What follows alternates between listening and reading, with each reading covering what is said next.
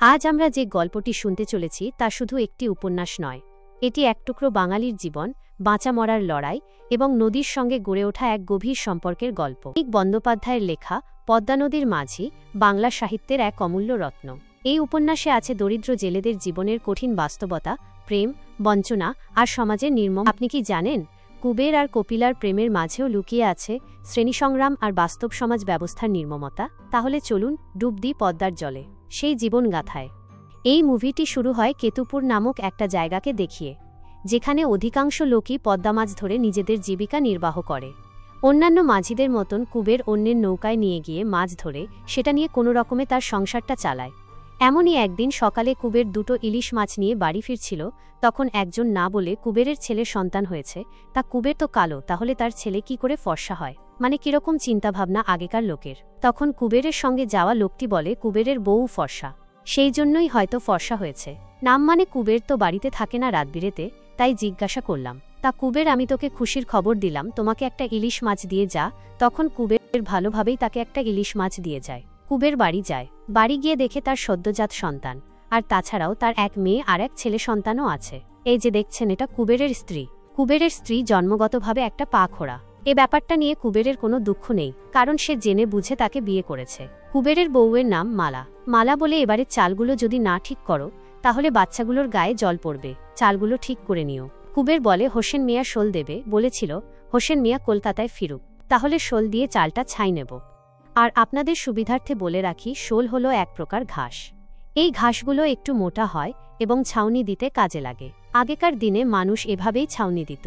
খনসা আর কুবের আজানখুড়ার নৌকায় একসঙ্গে মাছ ধরে নদীর পাড়ে আমরা হোসেন মিয়াকে দেখতে পাই। কুবেরের ছেলে সন্তান হয়েছে শুনে হোসেন মিয়া খুব খুশি হয়, আর হোসেন মিয়া আজই কলকাতা থেকে ফিরেছে। তবে হোসেন মিয়া এই গ্রামের নয়, নোয়াখালী থেকে এই পদ্মার ধারে ছোট্ট কেতুপুর গ্রামে আসে। যখন হোসেন মিয়া এখানে এসেছিল তখন তার কিছুই ছিল না, কিন্তু কিছুদিনের মধ্যে অনেক কিছুই করে ফেলেছে সে। হোসেন মিয়া ব্যবসা করে, মানে এখানকার জিনিস ওখানে নিয়ে যায়। লোকমুখে শোনা যায় যে সে পাচার করে, কিন্তু তার কোনো যথেষ্ট প্রমাণও নেই। কুবের শোলের ব্যাপারে কথা বলবে হোসেন মিয়ার সঙ্গে, কিন্তু হোসেন মিয়া ব্যস্ত থাকার জন্য সে চলে যায়। কুবেররা মাছ ধরতে বেরোলে নদী থেকে একটা আত্মচিৎকার শোনা যায়। চিৎকার শুনে বুঝতে পারে যে এটা তাদের গ্রামের রাসুর চিৎকার।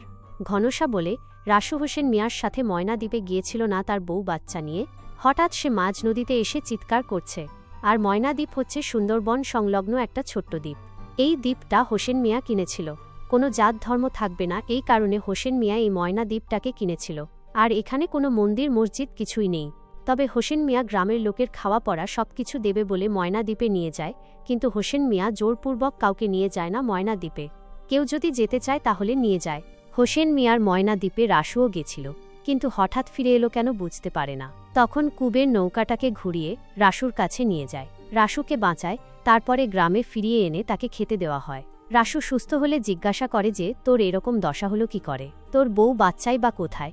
রাসু বলে সে কোনো রকমে পালিয়ে বেঁচেছে, তার বউ বাচ্চা তো গেছে। হোসেন মিয়ার লোক জঙ্গলে গাছ কাটতে পাঠাতো, আর সেখানে বাঘ, সিংহ, কুমির, ভাল্লুক থাকত, তাদেরকে খেয়ে ফেলত। সে কোনো রকমে পালিয়ে এসেছে। রাসুর মুখে এমন কথা শুনে গ্রামের লোক তো ভয় পেয়ে যায়। তারপরে গ্রামের লোক রাতের বেলায় হোসেন মিয়াকে নিয়ে মিটিং করে। কিন্তু এরপরে রাতের বেলায় মিটিংয়ে গ্রামের লোকজন সবাই হোসেন মিয়াকে প্রশ্ন করে, কিন্তু সকালবেলায় রাসু যে কথাগুলো বলেছে সেই কথাগুলো আর মিটিংয়ে হোসেন মিয়ার সামনে কিছুই বলতে পারে না। আর হোসেন মিয়া যুক্তি দিয়ে বুঝিয়ে দেয়, সে তো কাউকে জোর করে নিয়ে যায়নি, কেউ যদি যেতে চায় তাহলেই সে যায়, তাহলে তার দোষটা কোথায়? তখন এই যুক্তিটা মানতে সবাই বাধ্য হয়, আর কাউরের কিছু বলার থাকে না। মালা একদিন রাতে কুবেরকে বলে যে তাদের মেয়ে বিয়ে দেওয়ার বয়স হয়েছে, বিয়ে দিতে হবে। তবে গ্রামে একজন জুবিল্লা বলে একটা লোক আছে, যে খেটে খুঁটে নিজেকে একটা পর্যায়ে দাঁড় করিয়েছে। তাদের মেয়ে গোপীর বিয়ে ওর সাথে হলে ভালোই হতো। এদিকে জুবিল্লা গোপীকে বিয়ে করবে কিনা সে হ্যাঁও বলে না, নাও বলে না। আর কুবের জানায় রাসু এদিকে গোপীকে বিয়ে করতে রাজি হয়েছে। কিন্তু কথাটা শুনে মালা খুবই অবাক হয়ে। এদিকে দৃশ্য পরিবর্তন হয়, আর দেখানো হয় মালা খুব দুশ্চিন্তা করছে। তার বাপের বাড়ি গ্রামে খুব বন্যা হয়ে গেছে, তারা কেমন আছে কিছুই খবর পাচ্ছে না। তাই কুবেরকে বলে তাদের বাপের বাড়িতে গিয়ে খবর নিতে। কুবের রওনা দেয় মালার কথা মতো।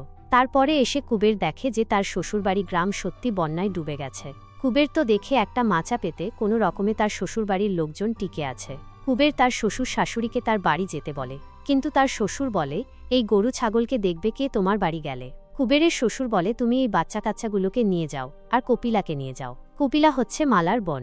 কপিলার একবার বিয়ে হয়েছিল, কিন্তু কপিলার স্বামী দ্বিতীয়বার বিয়ে করায় কপিলাকে ছেড়ে চলে যায়। আর কপিলা তারপর থেকেই বাপের বাড়িতেই থাকে। কপিলা কুবেরকে একটু মনে মনে পছন্দ করে। কুবের যত ব্যাপারটাকে এড়িয়ে যেতে চায় তত কপিলা তার গা ঘেঁটে থাকে। তো কুবের এবার বাচ্চা কাচ্চাগুলোকে নিয়ে আর কপিলাকে নিয়ে তার বাড়িতে চলে। এরা সবাই আসাতে মালাও খুব খুশি হয়, আর কপিলা মাঝে মাঝে মালার কাজের সাহায্য করে দেয়। এমনই একদিন কপিলা নদীর পাড়ে গিয়ে কুবেরের কাছে গিয়ে ঢলাঢলি করতে থাকে। তখন কুবের বলে, লোকে খারাপ বলবে, এখান থেকে যাও। একদিন রাসু গোপীকে ধরে এবং তাকে একটা হারও দেয়। এমনি একদিন বিকেল বেলায় কালবৈশাখী ঝড় কেতুপুর গ্রামে আছড়ে পড়ে আর ওটা গ্রামটাকে উলটপালট করে দিয়ে যায়। প্রচুর মানুষের ক্ষয়ক্ষতি হয়ে যায়। আর একটা গাছের ডাল গোপীর পায়েতে পড়ে, তার পা ফ্র্যাকচার হয়ে যায়। অবশেষে ঝড় বৃষ্টি থামে। গ্রামের লোকজন তাদের প্রিয়জনরা ফিরে আসার জন্য পদ্মা নদীর পাড়ে অপেক্ষা করে। কেউ ফিরে আসে আর কেউ ফিরে আসে না। নৌকা সমেত জলে তলিয়ে যায়। কুবের মাঝি ফিরে আসে না। তারপরে কুবের ফিরেও আসে, কিন্তু তার যে আজানখুড়ার নৌকাটা মাছ ধরত সেই নৌকাটা ডুবে গেছে। কুবের পড়েছে মহা বিপদে। তারা ওইভাবেই মাছ ধরত। সে বাড়ি ফিরে দেখে গোপীর পায়ের অবস্থা খুব খারাপ। এরপরে গ্রামের ক্ষয়ক্ষতি দেখার জন্য আসে গ্রামের জমিদার মেজকর্তা।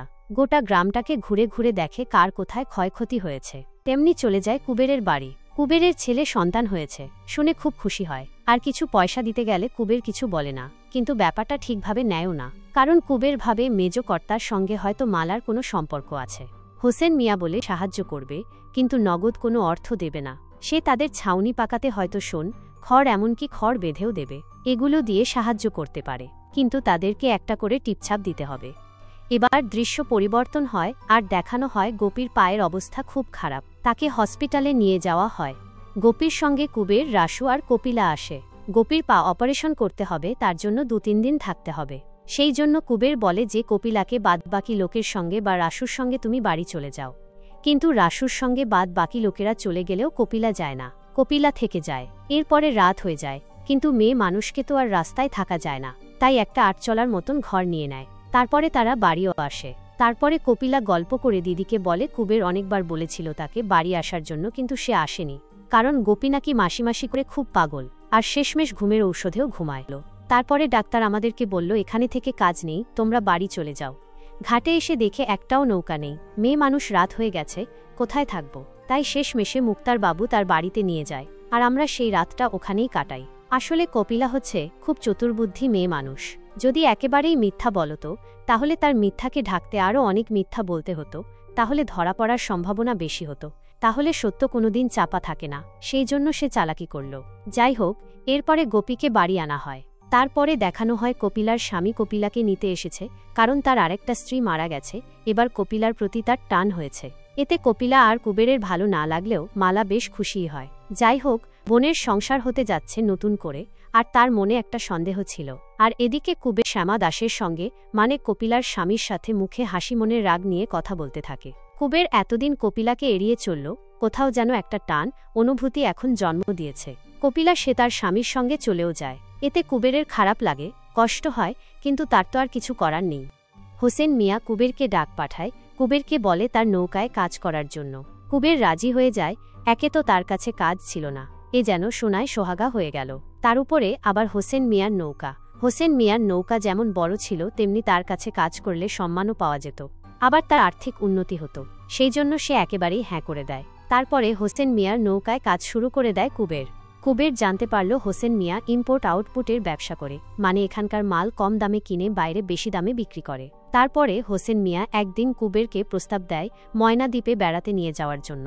কুবের হোসেন মিয়ার সঙ্গে ময়না দ্বীপে যায়। কুবের ময়না দ্বীপে এসে বুঝতে পারে রাসু যে তথ্য দিয়েছে ময়না দ্বীপের সম্পর্কে, সেগুলো পুরোই ভুল। কারণ ময়না দ্বীপের লোকজন তো খুব ভালোভাবেই আছে, আর ময়না দ্বীপের মানুষের এখনকার স্তরটা দেখে হোসেন মিয়ার প্রতি কুবেরের সম্মান আরও বেড়ে যায়। সেখানে দেখা যায় পরকীয়া অভিযোগে একজনকে গাছের সঙ্গে বেঁধে রাখা হয়েছে। এই লোকটার স্ত্রীর সঙ্গে সম্পর্ক ছিল, তাকে শাস্তিস্বরূপ হোসেন মিয়া গাছের সাথে বেঁধে রেখেছিল। তখন রাতের বেলায় কুবের দেখে যে লোকটা স্ত্রীর সঙ্গে পরকীয়া ছিল, সেই স্ত্রীটি ওই বেঁধে থাকা লোকটিকে খাবার খাওয়াচ্ছে। আর এই কথাটা কুবের হোসেন মিয়াকেও দেখায়। হোসেন মিয়া কুবেরকে বলে, তুমি যা দেখেছ সেটা ভুলে।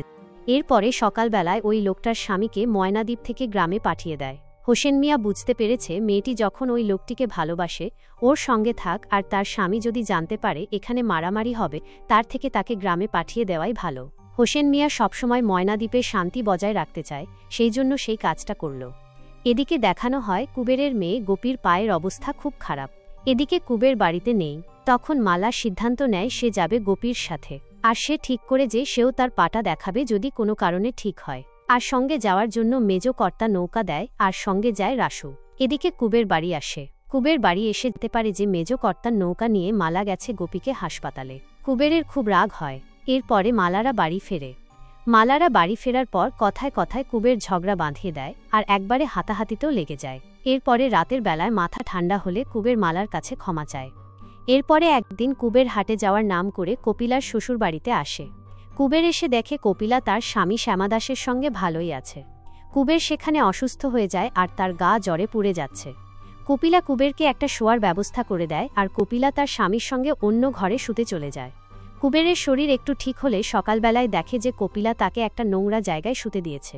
সে খুব রেগে যায়। তখন কুবের সেখান থেকে চলে যাওয়ার সিদ্ধান্ত নেয়, আর কপিলাকে বলে, তুই থাকতে নাই দিতে পারতিস, তাহলে এরকমভাবে থাকতে দিবি?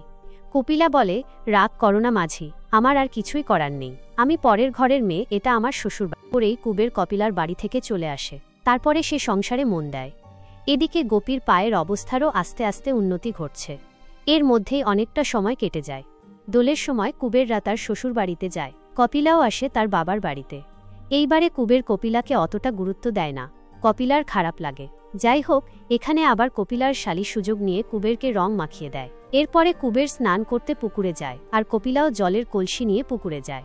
এরপরে কপিলার মনের অবস্থা বুঝতে পেরে কুবের কাদামাটি নিয়ে তার গায়ে দিতে যায়, আর কপিলা ইচ্ছাকৃতভাবেই পুকুরে একরকম পড়ে যায়। কুবের কপিলাকে কাছে নেয়, আর কপিলা অনিচ্ছাকৃতভাবেই মাঝি ছেড়ে দাও বলে। আসলে এরা দুজনেই দোটানায় পড়ে গেছে। দুজনা না পারছে কাউকে ছাড়তে, না পারছে কাউকে ধরে রাখতে। কুবের কপিলাকে জড়িয়ে ধরে বলে, কপিলা, তোরে খুব মনে পড়ে। তখন কপিলা বলে, আমি সংসারে গেছি মাঝি, আমাকে আর মনে করো না। এরপরে দৃশ্য পরিবর্তন হয়, আর দেখানো হয় যে রাসু কুবেরকে বলে যে আমার সঙ্গে গোপীর বিয়ে দেবে না। কুবের বলে, দেখ, তোর বয়স তো অনেকটা বেশি, আর গোপীর বয়স অনেকটাই কম।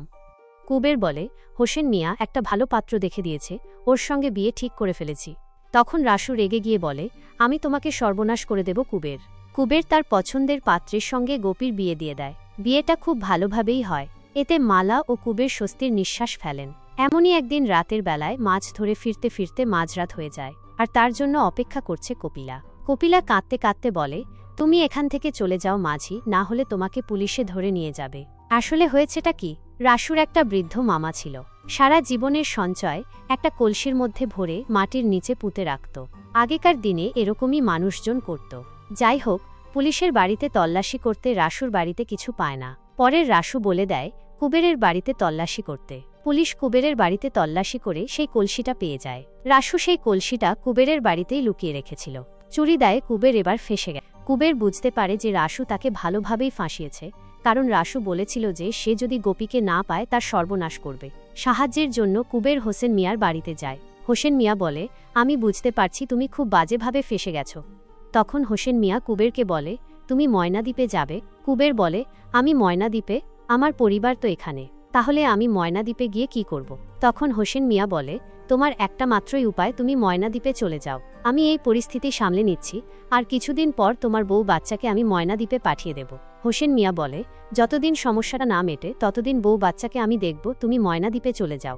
কুবের কোনো উপায় না পাওয়ায় ময়নাদ্বীপে যেতে রাজি হয়ে যায়, আর ভোরের আলো ফোটার আগেই হোসেন মিয়া কুবেরকে নৌকাতে তুলে দেয়। কুবের চলে যাচ্ছে এটা দেখে কপিলা খুবই কষ্ট পায়, আর বলে, মাঝি, আমাকেও তোমার সঙ্গে নিয়ে যাবে?